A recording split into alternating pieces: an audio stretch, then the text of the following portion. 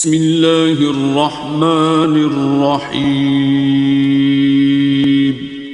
شروع اللہ کا نام لے کر جو بڑا مہربان نہایت رحم والا۔ ایک لونڈی تھی، وہ بادشاہ کے لیے پھولوں کی سیج لگایا کرتی تھی اور بادشاہ پھولوں کے اوپر سویا کرتا تھا۔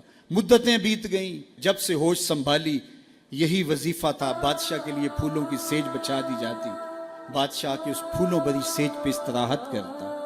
بوڑھی ہو گئی، ایک دن پھولوں کی سیج سجائی کہ دل میں ایسے خیال آ گیا کہ میں سیج تو سجا کے چلی جاتی ہوں اور بادشاہ آ کے لیٹ جاتا ہے، میں بھی تو دیکھوں کہ پھولوں پہ سونے کا لطف کیا ہے۔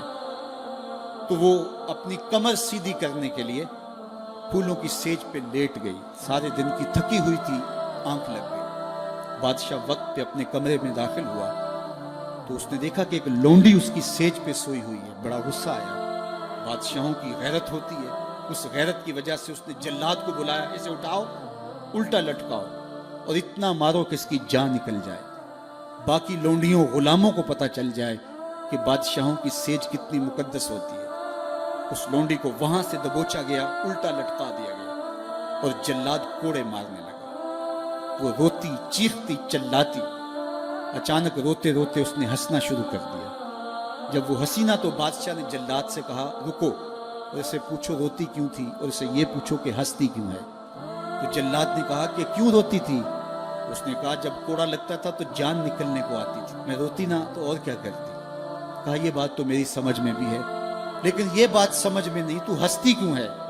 کہا مجھے ہنسی اس بات پہ آئی ہے کہ چند لمحوں کے لیے سیج پہ سوئی ہوں تو اتنی مار کھانی پڑ رہی ہے، تو جس کو عمر ہوگی سوتے ہوئے اس کا کیا بنے گا۔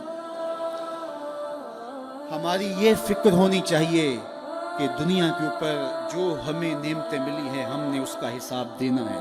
ثم لتسألن یومئذ عن النعیم، اس دن ایک ایک نعمت کا حساب دینا ہوگا۔ یہ کوئی قصہ کہانی نہیں ہے، یہ قرآن ہے، ایک ایک نعمت کا ہمیں حساب دینا ہوگا۔ آئیے اس مختصر زندگی کو اللہ اور اس کے رسول کے نام لگا دیں۔ زندگی جو گزر گئی سو گزر گئی، آنے والا ایک ایک لمحہ یاد الہی میں بسر کرنے کا عزم کریں، ان کے ساتھ وابستہ ہو جائیں گے، رسول کریم کے دامن سے جڑ جائیں گے تو یہاں بھی خیر ہے وہاں بھی خیر ہے، اور اگر ان کے دامن سے نہ جڑ پائے تو پھر سوائے رسوائی کے اور کچھ مقسوم اور کچھ مقدور نہیں ہے۔ آج کا مصطفی اجتماع نوجوانوں کو، پوری دنیا کو سننے والوں کو یہی میسج دیتا ہے کہ حضور کے ساتھ اپنی وابستگی کو، اپنی دل بستگی کو، اپنے تعلق خاطر کو مضبوط کر لو، اپنا سارا کچھ حضور کے نام کر دو۔ ان سے وابستگی اور ان سے الفت کا ربط و رشتہ جب قائم کر لو گے تو پھر دنیا بھی بہتر اور آخرت بھی بہتر، ورنہ یہ دنیا بھی مشکلوں، اذیتوں اور تکلیفوں سے گزرے گی اور آخرت کا حساب ابھی باقی پڑا ہے۔ مختصر زندگی ہے، آئیے اللہ کے حضور سچی توبہ سے اپنے آخرت کے معاملے صاف کر لیں۔ ایک آنسو سے ماضی کے سارے گناہ دھوئے جا سکتے ہیں۔ ابھی سورج مغرب سے طلوع نہیں ہوا، ابھی توبہ کا دروازہ بند نہیں ہوا، اس کی رحمتوں کے در کھلے ہیں۔ آج کی توبہ کل کی بہتری کی ضمانت، اور آج کی ڈٹائی کل کے پچھتاوے کے علاوہ کچھ نہیں ہوگا۔ وقت پر کافی ہے ایک قطرہ بھی آب خوش ہنگام کا، جل گیا جب کھیت برسا می تو پھر کس کام کا۔ اور اگر ان سانسوں کے بدلے سجدہ ہو جائے، ان سانسوں کے بدلے قیام ہو جائے، رکوع و سجود ہوں، رسول کریم پہ درود پڑا جائے، کسی دکھی کے سر پہ ہاتھ رکھ دیا جائے تو یہ سانسیں کام آ گئی۔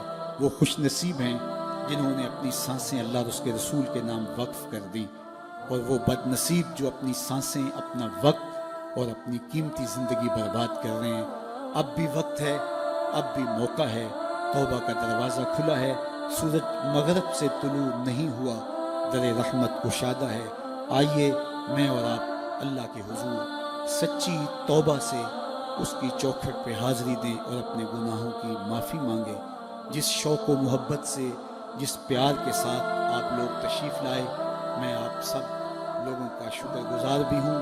قافلوں کو ترتیب دینا، پھر ذمہ داری کے ساتھ یہاں تک لے کر کے آنا، یہ ایک کٹھن کام تھا، اور ادارۃ المصطفیٰ کے ذمہ داران نے پاکستان کے مختلف شہروں میں محنت کر کے قافلہ سازی اور پھر یہاں تک ان کے پہنچانے میں جو مشقتیں سہیں، اللہ اس کا انہیں اجر عطا فرمائے۔ اور علماء، مشائخ، عالی مرتبت بزرگ جو لوگ تشریف لائے، میں سب کا شکر گزار ہوں، اور ادارۃ المصطفیٰ کے ان بچوں، ان کے والدین، ان کے اساتذہ اور جملہ معاونین کو مبارکباد پیش کرتا ہوں کہ یہ سند فراغت پا کے آج معاشرے کے اندر دین کی تبلیغ کے لیے اتر رہے ہیں۔ اللہ ان کی مدد کرے۔